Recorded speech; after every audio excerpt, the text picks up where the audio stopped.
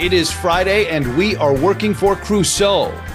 Inflation consternation for Wall Street, and a long simmering situation of unrest boils over as chaos engulfs Haiti.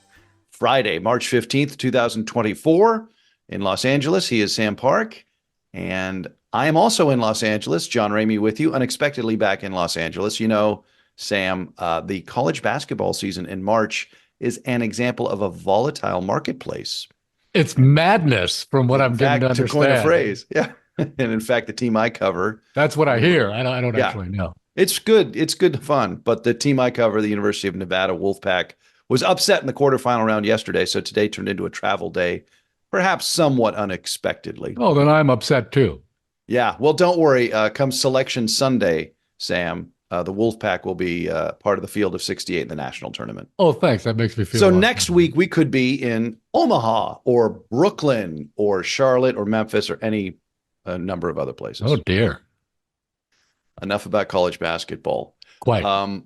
So we've got a terrible situation in Haiti. It's boiling over now after simmering for years, and we'll get into that a little more in depth after we start with some thrilling producer price index data and some other reports from the Bureau of Labor Statistics, what it means for inflation. And then also, is it fair to say Wall Street is having a mini freak out about this? Yeah, I would say so. Yeah. Okay. So on Thursday, that's what they do. You know, I mean, every time they there's do data freak out. Yeah. From the, well, you know, what else do they have to do? I mean, you know, you look at labor data, it's important to them. There's money at stake. There sure is. So yesterday, the Labor Department said its producer price index, which tracks inflation before it reaches consumers, rose 0.6% from January to February. That is up from a 0.3% rise from the previous month. So year over year, the producer price index is up 1.6% in February, and that's the biggest jump since this past September.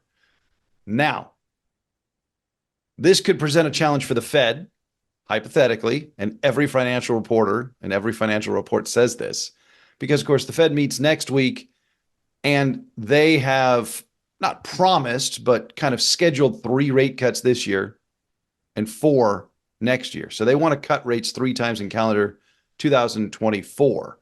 Now, Bloomberg reported today that economists Bloomberg surveyed believe this new inflation data will not dissuade the Fed from their projected 3 interest rate cuts still to come, which we expect June and later in 2024. There's also some jobs numbers. We can get there, but your initial thoughts. Well, I mean, I think that's probably right. I think that the folks at Bloomberg are probably correct. For instance, I mean, they could do them all at the end, right? I mean, in the last 3 meetings, they could have 1 rate cut per meeting. Also, oh my God, it would be an incredible Christmas. Yeah, you know, also there could be, you know, a big rate cut and then a couple of little ones or something like that. So they didn't say when these rate cuts were going to happen. It's just sort of like, or I think that, speaking of Christmas, I think that in the end of the year Fed statements, a lot of investors seem to think that rate cuts were going to happen right away. Right. So they were sort of like little kids expecting a pony for Christmas. And then they've been disappointed since then to think that, oh, well, maybe I'm not going to get a pony, and maybe whatever nice presents I'm going to get aren't actually going to happen until the summer at the soonest. Right. It's just that investors have gotten so used to low interest rates for a period of decades that they've, as we've discussed many times, they find it difficult to operate in a period of higher interest rates. So they're really, really eager for interest rates to be cut so they can go back to business as usual. And the idea that interest rates might not be cut very soon is upsetting to them. So just to illustrate that, interest rates are at a 23-year high right now. Yes. So we're talking about a generation that has never dealt with this before. I know you and I have commented on the financial journalism generation that maybe doesn't know how to make sense of this. But I mean, you have a generation of financial professionals. Yes, we've talked about that also, that back during the small spate of bank failures that we had about a year ago. Oh, that's right. Yeah, remember that? Yes. Last spring? Yes. It does seem to be quite a long time ago now. It does. I also have to say, Sam, we look at Bureau of Labor Statistics data, Well, I mean, and John, there's nothing sexier on the no, internet it's than listen, listening to it two just guys talk about monetary policy. I Let's see, face it. you're sitting there refreshing, just waiting for it. Yeah, I Um, mean, but every time I read one of these reports, it seems I'm being hyperbolic. Often when I read these reports, it seems as though there is a new index and multiple indices that I have previously not encountered. Right? We think about the consumer price index. yes. I don't Now, think we've discussed the producer price we've not index discussed, to previously. the Yeah, best of my knowledge, the yeah, PPI, the producer price yeah. index. And then there's also the CPE, which I believe is core inflation. Yes, I think that's correct. Okay, Yes. so again, I'm going cross-eyed a little bit with all these indices. That's why you're here. But I did Google the definition of this. So the Bureau of Labor Statistics, the PPI attempts to collect prices for a specific day of the month, and it is the Tuesday of the week containing the 13th day of that month. So that would have been the 12th. See, I didn't know that. Yeah, well, that's why I looked it up. The Consumer Price Index, the CPI, collects prices throughout the month. Finally, prices measured by the CPI include state and excise taxes. The prices measured by the PPI exclude those taxes. That is coming directly from the Bureau of Labor Statistics riveting website.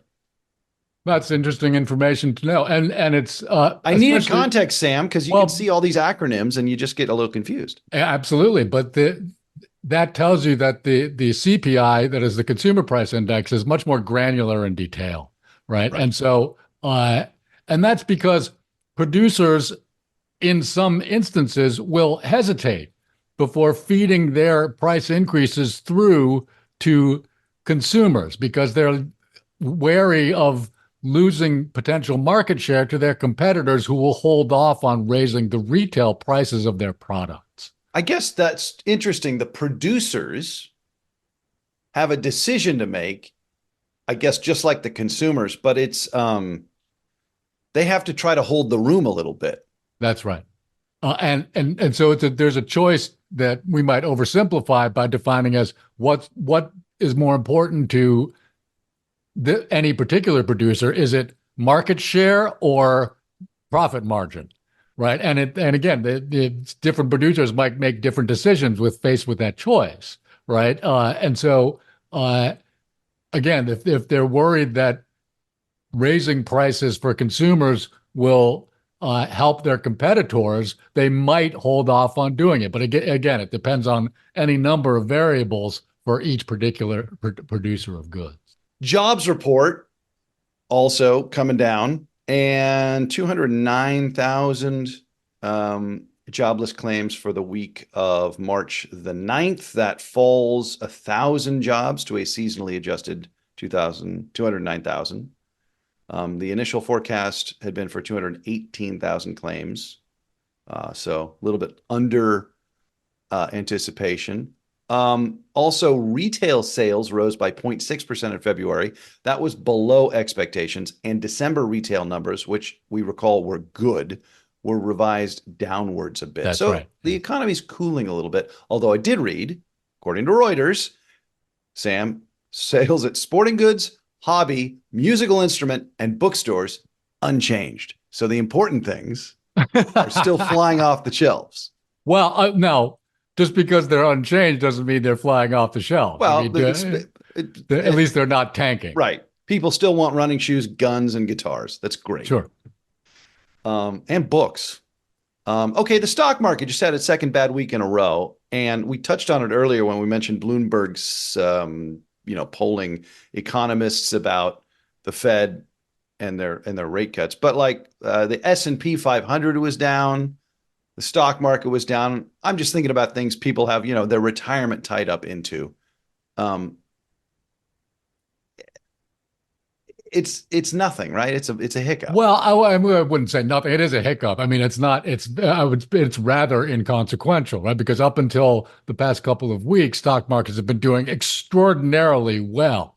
I should say though that some of the companies doing the best, and when I say the best, I mean by far the best, are what they call the big six of, or perhaps seven of of the S&P 500, which are generally large tech companies, companies like Alphabet, which is the parent company of Google, Google. Meta, which is the parent company of Facebook, Microsoft, which is now basically I wouldn't quite call it the parent company, but the large associated company with OpenAI, right? And these companies are just making obscene amounts of money to the point where some financial reporters and advisors have prepared a S&P 494 or 493, that an index that tracks the S&P 500 minus the big six or seven, right? And that index hasn't been doing especially well. It's just that the largest companies are so profitable that it's almost distorting the performance. Forget almost. It actually is. It is distorting the overall view of the S&P 500 to the point where these people feel that they just need to provide their clients with better information. Right.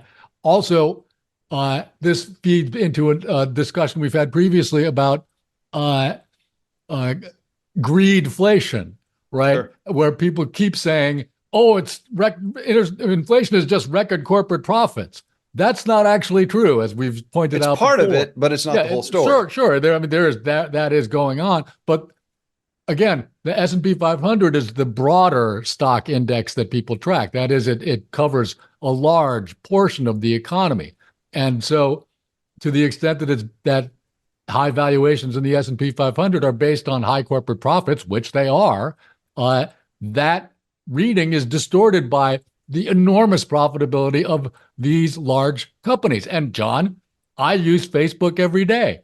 I use Google every day. I use Apple every day. Yeah. Okay, but in the case of the two companies I just pointed out, I don't pay a dime. All right, there's no price gouging going on in the profitability of those companies, or for that matter, in Microsoft, right? Who are doing business in OpenAI. I'm not paying anything for AI. It all comes through from the back end of my computer. So again, yes, there are enormous corporate profits, but many of those profits are generated by firms to which we don't pay anything. That's interesting. And so again, I'm not a right-wing guy, right? I don't want to sort of you're not going out of your way to poo-poo the left's critical commentary of big business. If anything, as a person of the left, I want us to get our things right. Yeah. Right. We should, because there's plenty of legitimate things that we can and should be complaining about. This is not one of them.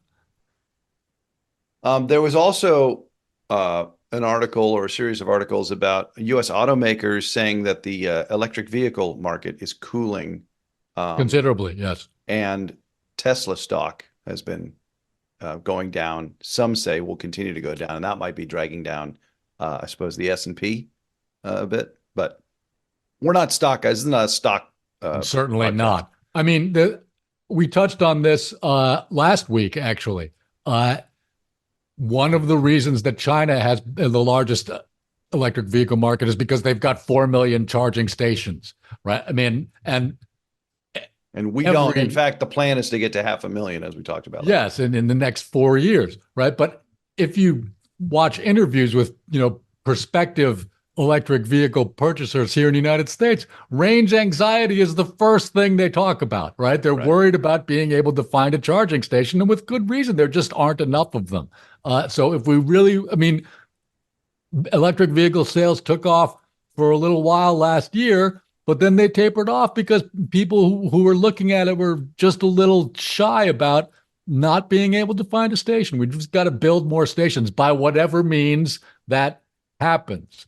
I think that the Biden administration is correct to use the power and finances of the federal government to back this. Well, I can understand if people disagreed about that, but that, it didn't happen any other way in China, right? That doesn't mean we have to do it that way. But if you really want to get it done quickly, I think that's probably the best way of going about it. Just my opinion. Can we move to Haiti? Sure. The latest is the unpopular Prime Minister Ariel Henry has agreed to resign but there's a condition. He wants a transitional government brokered by other Caribbean nations and other parties, including the United States. Okay, this is the tip of the iceberg. Haiti has over 200 years of fascinating history. Yes. What are we talking about? Haiti. It's on the island of Hispaniola in the Caribbean. It's east of Cuba and Jamaica, south of the Bahamas. It is the western 3/8 of the island of Hispaniola. The eastern 5/8 are the Dominican Republic. Haiti, when it was a French sugar island, was Saint Dominique, the French iteration of Santo Domingo. I'm sorry, Saint-Domingue. Saint-Domingue, excuse me. Yeah. Thank you. Merci. Haiti is the world's really only successful slave revolt and Yes. became independent in 1804, I believe. Thereabouts, yes. Um, In the immediate wake of the French Revolution, which is not yes, inspired unrelated. by the French Yeah. Revolution, which of course was not intended for black people. Well, they Or- said it was intended for everybody. Right. But then it was put to the test and people didn't like it. I think that's a fair characterization. I would add, however, that things were so chaotic in France itself in the immediate aftermath of their revolution that keeping an eye on Haiti 3,000 miles, however many thousand miles away and accessible only by sailing ship might not have been the first thing on their minds. For instance, the guillotine would have been the first thing on their mind. Or whatever, Napoleon, right? For instance, Right. the Haitian revolutionaries led by Toussaint Louverture had to negotiate with several successive revolutionary governments over a period of not that many years.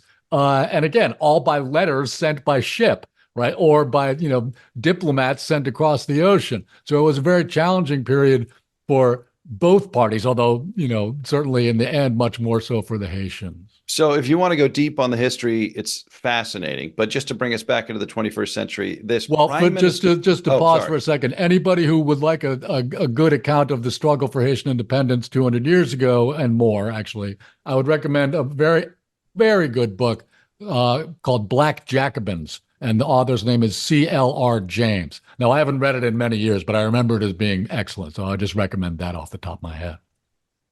Okay, so this unpopular prime minister, Ariel Henry was installed as kind of the overall leader of Haiti to fill a power vacuum after the assassination of democratically elected President Jovenel Moïse.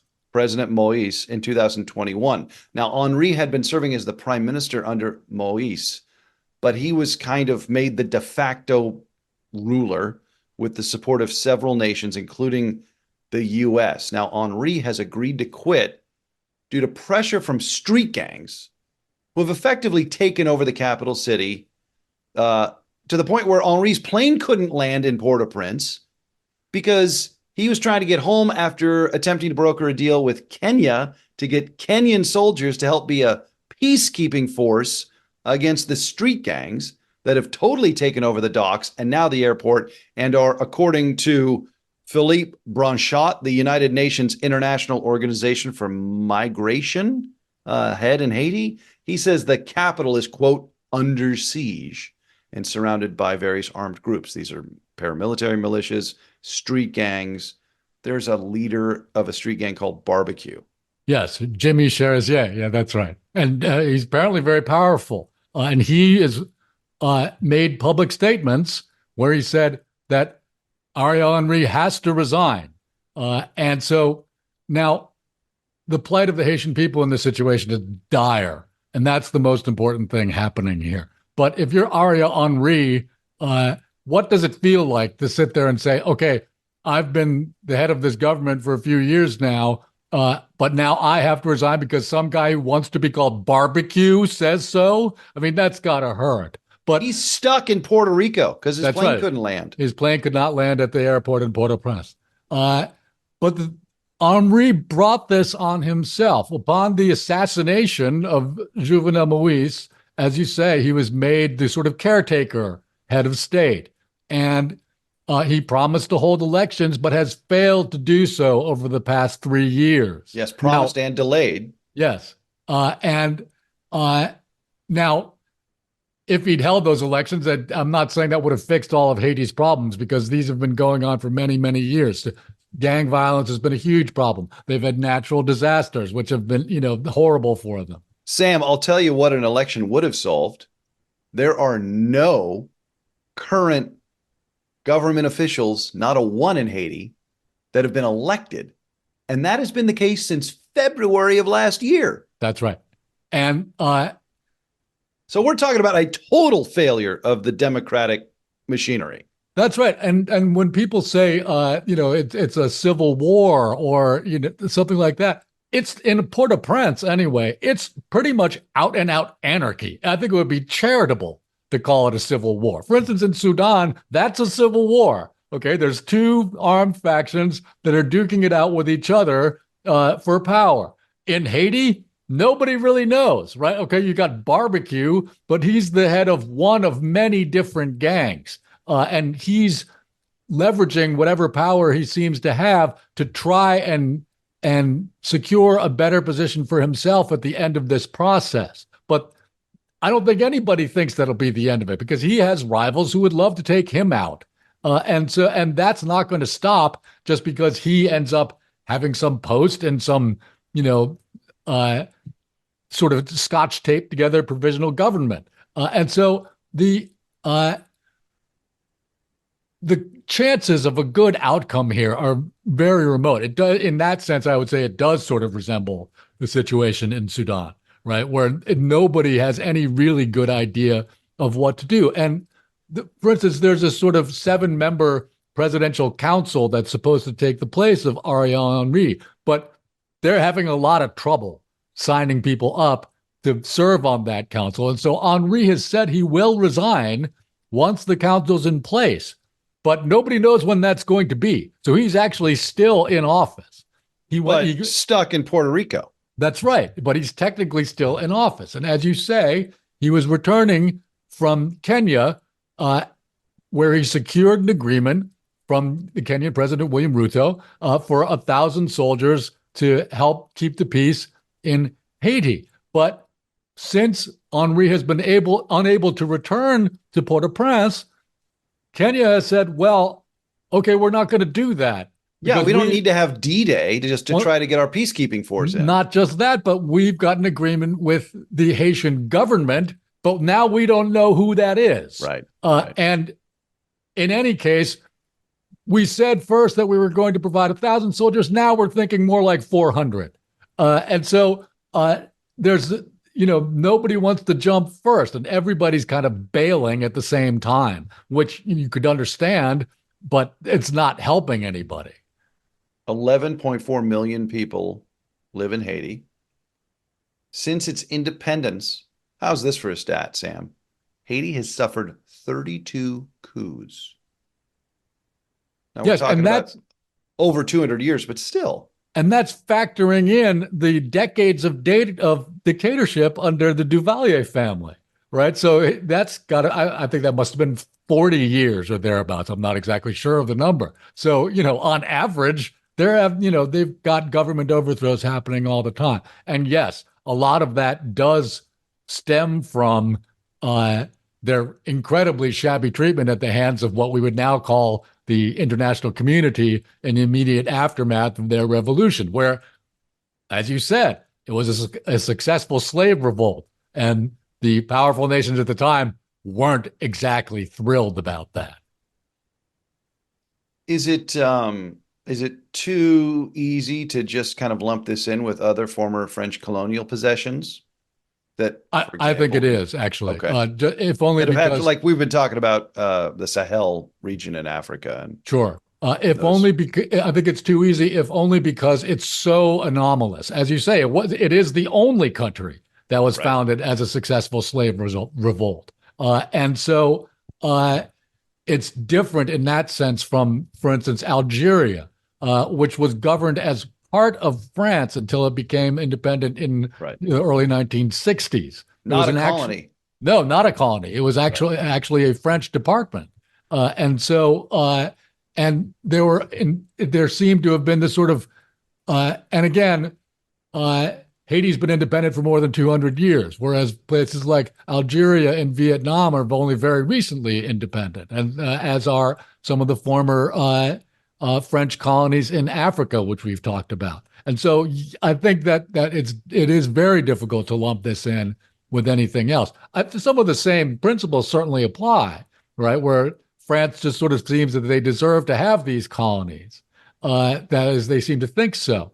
And that has pertained throughout the centuries. But there's so many other particularities that are different that I think we would be unwise to draw sweeping parallels.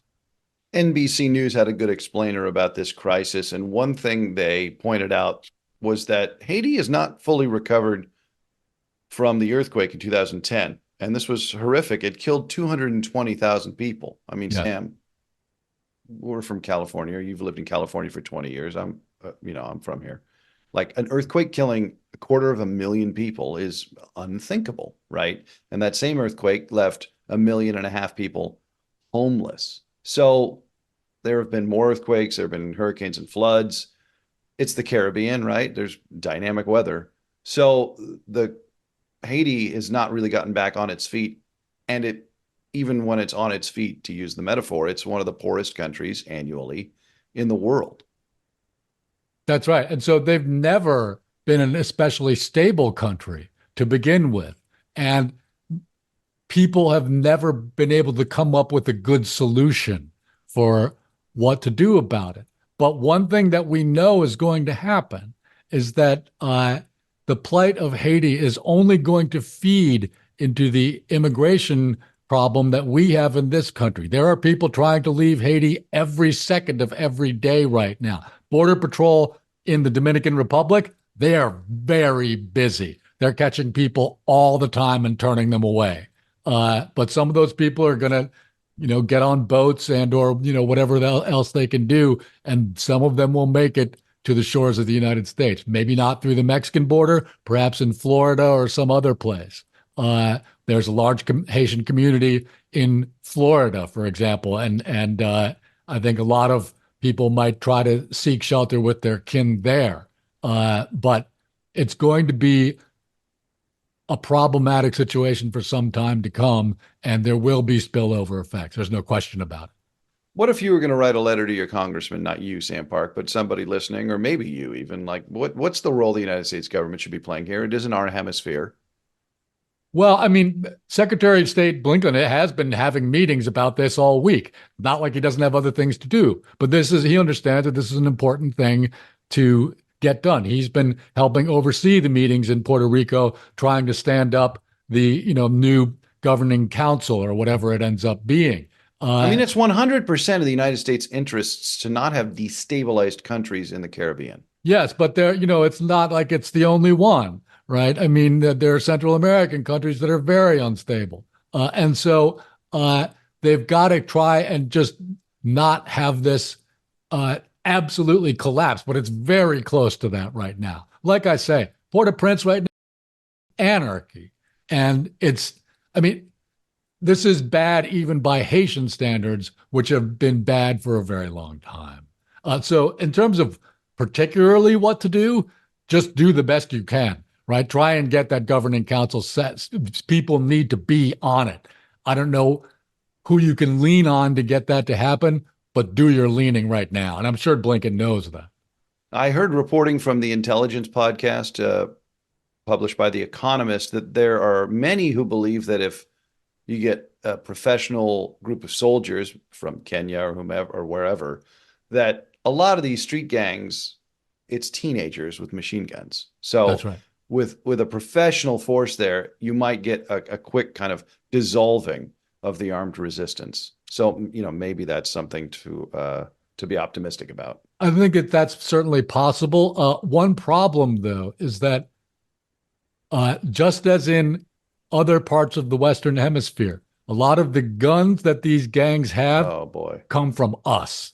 Right. And so this is something that we should be doing, not just for Haiti, but for Mexico and for El Salvador and other countries in our hemisphere to our south that have huge problems with criminal violence. They're getting their guns from us by and large. And if we could do something to stem that flow, again, it's a little bit too late for this particular problem, but for the future, this is something that other countries complain to us about all the time and doesn't go very widely reported in our media. But Mexico complains about this all the time to our officials because the gun smuggling to Mexico is very much just the mirror image of the drug smuggling that comes from Mexico, right? Our guns are killing their people just like drugs that come from Mexico are killing ours. And so there needs to be, now, of course, this is a politically fraught issue in this country, but without that, it will be very difficult to secure any sort of peace in any of these countries. Or here, for that matter. In reading up on Haiti, I did learn that Haiti comes from the indigenous Taino language. And of course, these are the first people that Columbus contacted when he landed in the New World. And Haiti in Taino means land of high mountains. And that was the Taino name for the entire island of Hispaniola, which I did not know. I didn't know that either. You learn something new every day here or every week here on Working for Crusoe. Sam, we have come to the end of this episode, but there is an election taking place in Russia right now. It's a sham election that Vladimir Putin's going to win in a landslide, but it's certainly of note, and we're going to pay attention to it. And you wanted the opportunity to speak on it. Yes, well, I mean, we originally thought we might talk about that this week because it has already started, but it will be going on through Sunday, and of course, now even Russia can figure out to vote over weekends, but we cannot in the land of the free. Come on. I can't explain it. But this will be the first presidential election that Russia has had since they launched their war in Ukraine. And so, for example, presidential elections in Russia tend to have very high voter turnout, 70 to 80% in general. Is that because they're forced at gunpoint? No, they're certainly not forced at gunpoint. However, many of them at least, think that it's very much in their interests to be seen voting. You could kind of understand how that might work out. But again, they haven't had a presidential election since they invaded Ukraine. I think turnout's probably still going to hold up very well, but I'm not 100% sure about that. So I wanted to wait until after the elections are over just to see how that worked out. For that matter, already, even on the first day of the election, of the 3 days, there's already reports of people dumping ink into ballot boxes. In some cases, setting polling places on fire. In one of those cases, just sort of poetically, by means of a Molotov cocktail. Nice. Now, John, there's plenty of ways to set stuff on fire, right? Granted, the Molotov cocktail is one of the really good ways. It's effective. Yes. And so, but I wonder if the arsonist in question was aware that Molotov was the Soviet foreign minister who signed the non-aggression pact with the Nazis. That would be more than I could actually reasonably hope to be the case. I think the world-renowned Molotov ribbon pact? Von Ribbentrop. Von Ribbentrop. Thank you. And so now, and this sort of thing, sabotaging polling places, this doesn't normally happen. That's a bad thing to do in this country. That's probably like a death sentence instantly in that country, I would imagine. And finally, the movement founded by the recently deceased Russian opposition leader, Alexei Navalny, has called for widespread nationwide protests this Sunday. So I wanted to see how, to what extent that materializes before we actually talked about the election. Because again, this is sort of an anomalous situation, and we'll want to. That's sort of like the inverse of the turnout question, right? Who turns out to vote? How many people turn out to protest? Because there's been protests before. When Putin returned to power in 2012, there were enormous protests all over the country. So it's not as if it's unheard of. And actually, in some of the media reports I've seen leading up to this week's election, I was surprised the number of people who were outspoken and saying, yeah, I don't like this. I think this war is a huge mistake, etc. Now, there's been plenty of other people who've said, no, it's great. I'm going to vote for Putin. He's great, etc. Right. But there does seem to be a number of people who aren't especially afraid of coming out and saying that they're opposed to him. We'll see. It'll be interesting to see how it turns out. I mean, God bless all those brave people. Absolutely. Prepared to say that. Speaking of elections, here in our own country, this past Tuesday, the primaries have yielded enough delegates for both Donald Trump and President Biden to secure the nominations in their respective parties. So it's pretty much official. The conventions haven't happened, but we know who the nominees are going to be. So as time goes on, we'll want to start talking about the issues of the campaign. In particular, I think we're going to need to do perhaps an entire episode on immigration, because it's going to be an enormous issue in the campaign, and it has very profound implications in the areas of economics and foreign policy. And these are the things we talk about every week here on Working for Crusoe. Questions, comments, suggestions, johnrameymedia@gmail.com. He is Sam Park. I'm John Ramey. Thanks for joining us for another episode of Working for Crusoe. Have yourselves a great weekend. So long, everybody.